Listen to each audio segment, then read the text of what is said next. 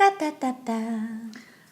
Hej, jeg er Bøgeblad Børge og bor i et bøgetræ. Jeg bor behageligt her i mit bløde bøgetræ, og jeg er meget klog. Jeg ved faktisk altid. Mit behagelige bøgetræ bor ved i Bøgebølleby, 10 km nord for Ekvator ved Bøgebøllebys kyst. Vil du høre en historie om dengang mit træ blev til? Godt, så tager jeg lige min bog frem. For længe siden fandtes bøgetræet slet ikke som spæd, og bøgetræet faktisk ikke meget større end en bitte lille... Wow, nu begynder godt nok at blæse. Det var den vold, jeg tager lige mine lange synsbriller på. Dem kan jeg se meget langt ud over havet.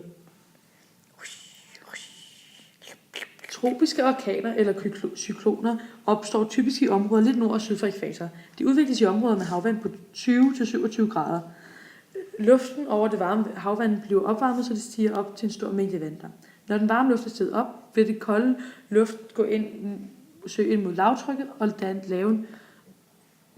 derved vil det lave noget, der hedder Corioliskraften, som vil afbøje vinden til at cirkulere imod uret på den nordlige halvkugle og med uret på den sydlige halvkugle. Lige ved ekvator er Corioliskraften 0, og det er derfor, at tropiske orkaner kun kan udvikles ved områder i 5-15 grader nord og syd for ekvator, som vi er lige nu. Heroppe ved Bølleby og dens kyst har vi en meget ustabil atmosfære, hvor vores temperaturændring er på 1 grad hver 100 meter opad. Det er derfor, at den varme luft har så let ved at stige opad. Og det begynder at danne store, voldsomme tordenskyer. Området med stormen kan være op til 200 km bredt. Nu begynder det godt nok at blæse meget. Hold op, det går hurtigere og hurtigere. Nej, det kommer ind mod kysten og Bølleby. Vi bliver suget med. Det ser godt nok slemt tordenvejr herinde. Det tordner, og hvor der er meget vand. Og det er faktisk fordi, at orkanen har trukket vand op, da den var ude over vandet.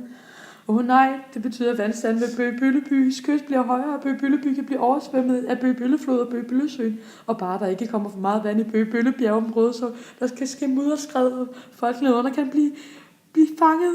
Nej, bare det ikke sker. Gud nåede dem, der bliver fanget. Wow, var det et træ? Nej, hvad skal jeg dog gøre? Og en lille campingvogn. Puha, selvom det ser slemt ud, ser det nok også ud, som om det kun er fra kategori 1 på kategoriseringsskemaet. Men hvad var nu det? Det går hurtigere og hurtigere. Nej. Et huse! Kategori 5. Jeg håber, at kan snart dør ud. Puha, nu ser det ud, som om det går langsommere. Og det er, fordi vi er kommet så langt ind over vand, at energitilførelsen er stoppet. Fordi der ikke er varmt vand, der kan fordampe og forsage lavtryk og roteringen. Bye.